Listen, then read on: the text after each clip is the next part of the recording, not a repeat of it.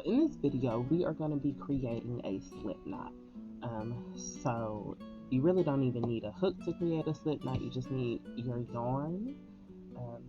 And it's super easy. There's multiple ways that you can do a slip knot, but I'm going to show you the way that I do it most often, which is super simple to me.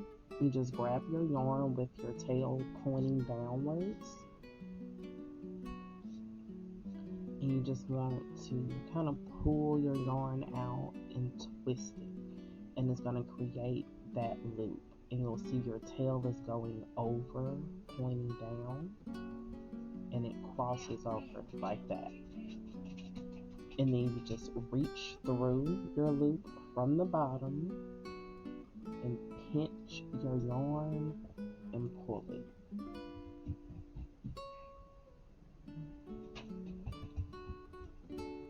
So we'll do that again. So tail pointed down, just grab your yarn, pull it and twist it to form your loop. Reach through your loop, pinch your working yarn, and pull.